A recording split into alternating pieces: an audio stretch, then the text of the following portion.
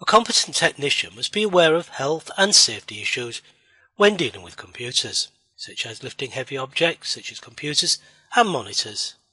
They should be able to advise the user on how to avoid health hazards when using computers and should also be able to identify basic electrical hazards. Technicians should know about the precautions that should be taken before undertaking any servicing, upgrading or fault finding on computers and how to handle or store computer components. Finally, they must understand the green issues when disposing of computer equipment. From time to time you will be required to lift either a monitor or a computer from the floor or a desk, so it is important to develop a good lifting technique to avoid injury. Plan the lift by taking a moment to think about how and where you will lift the object to. Use handling aids such as handles and straps where possible. Do you need help with the object? Remove any obstructions on the route. Consider resting mid-lift, perhaps on a table or bench in order for you to change grip or relax for a moment. There are two basic lifting poses called the single knee method and the squat method.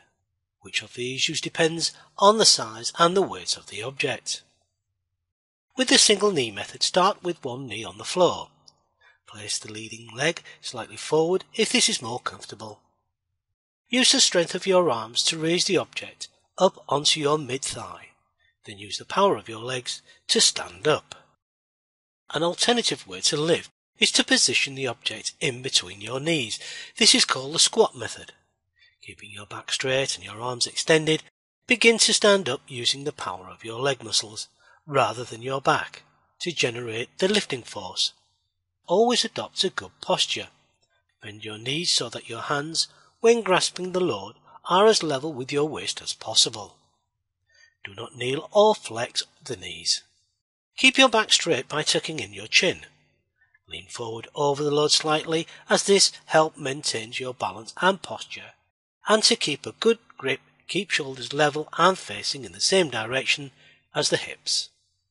Maintain a firm, secure grip. A hook grip is less strenuous than keeping the fingers straight. If you can, vary the grip as you move to prevent strain. Try not to jerk. Carry the object smoothly, keeping control of the load. Move the feet and try not to twist the torso when turning to the side. Instead, face the way you want to go. Twisting of your spine to reach for objects can cause muscle or ligament strain.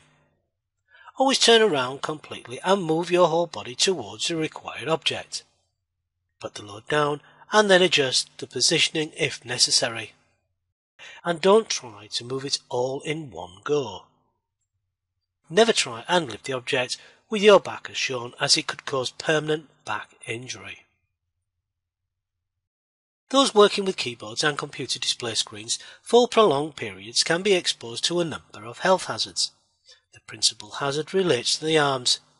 The problem which can develop are referred to as WRULD, work-related upper limb disorder, or RSI, repetitive strain injury.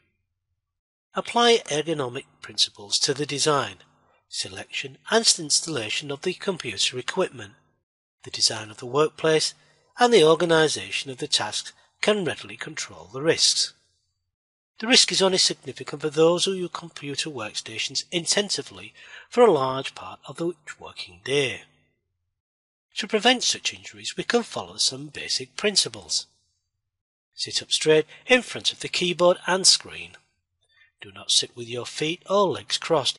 Your feet should be flat on the ground and there should be enough space between your desk or table to move your legs freely.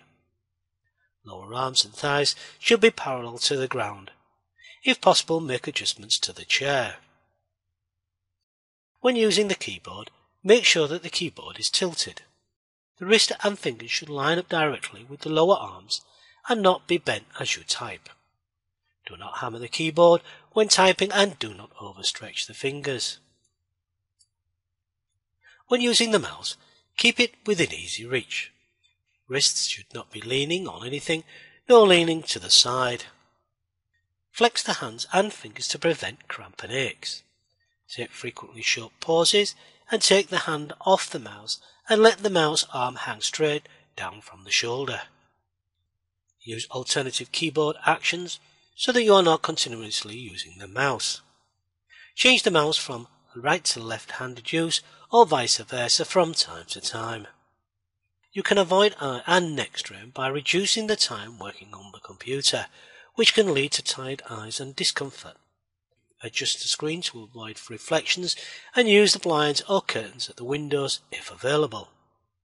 If an eyesight problem is discovered after reviewing the screen, then eyes should be checked. It may be that the user requires a pair of glasses for working on a computer. Adjust the screen angle to prevent straining the neck. Continually straining the neck will develop discomfort in the shoulders and back. Take a break. It is recommended that no work session should be longer than 90 minutes without a break or change of activity of at least 15 minutes. If aches and pains are experienced, then these should be investigated and the length of the work session should be reduced to 30 minutes, followed by a 5-minute break. Make sure the computer is at the right height for keying in and viewing the screen. Next, we shall look at general electricity safety.